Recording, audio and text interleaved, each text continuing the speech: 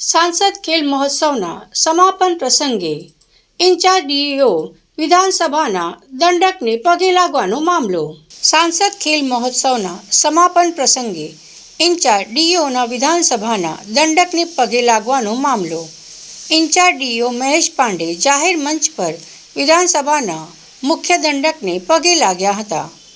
NSUI દ્વારા સમગ્ર ઘટના મામલે વિરોધ પ્રદર્શન કર્યું. ડીઓ કચેરી પહોંચી સૂત્રોચ્ચાર સાથે ઇન્ચાર્જ ડીઓના રાજીનામાની માંગ કરી. એનએસયુઆઈના અગ્રણી અને કાર્યકરો ડીઓ કચેરી પહોંચે તે પહેલાં જ ઇન્ચાર્જ ડીઓ ઓફિસ છોડી નીકળી ગયા. એનએસયુઆઈ પ્રમુખ અમર વાઘેલાએ ઇન્ચાર્જ ડીઓ લોકોને માફી નહીં માંગે ત્યાં સુધી લડત ચાલુ રાખવાનું એલાન કર્યું છે. ઇન્ચાર્જ ડીઓ જાહેર મંચ પરથી પગે લાગવાની ઘટના શિક્ષણ જગતમાં ચકચાર મચાવી હતી. સમગ્ર મામલે વહીવટી અધિકારી એસબી સંઘાણાનું નિવેદન.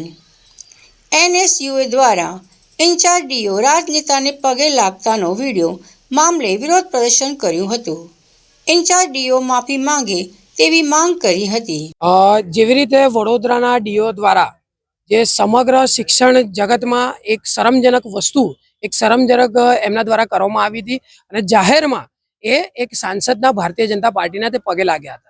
એક શિક્ષણના અધિકારી છે અને શિક્ષણના અધિકારીનું એક કર્તવ્ય હોય છે તે કે લોકોના માટે અને વિદ્યાર્થીઓ માટે હોય છે. અને જાહેર મંચ પર જ્યારે આવી રીતે કોઈની પગે લાગીને તેમના ચરણ સ્પર્શ કરતા હોય તે ખૂબ શરમજનક છે. કારણ કે આનાથી સ્પષ્ટ સાબિત થાય છે કે કોના પ્રમાણે એ ચાલી રહ્યા છે. હું ડીઓને આજે એનએસયુએ કહેવા માટે આવ્યું છે કે જે પણ એમનો પગાર થતો હોય એ કોઈ ભારતીય જનતા પાર્ટીના નેતા નથી કરતા. તે અહીંયાની લોકલ જનતા તેમને ટેક્સ ભરીને તેમને આપે છે. અને જ્યારે ક્લાસ 1 ઓફિસર દ્વારા આવી રીતનું કૃત્ય કરવામાં આવે તો એ વડોદરા શહેર માટે ખૂબ શરમજનક છે. આજે તેના વિરોધમાં આજે એનએસયુએ અહીંયા આવ્યું છે અને તેમને અપીલ કરશે કે જે બી આ તમે કૃત્ય કર્યું છે તેનું એક માફી બનાવતો એક વિડીયો વાયરલ કરવો જોઈએ અને એક માફી માંગવી જોઈએ કે જે પણ કૃત્ય થયું છે એક શરમજનક છે, ખોટી રીતે થયું છે અને આ બદલ હું એક પ્રજાની માફી માંગુ છું.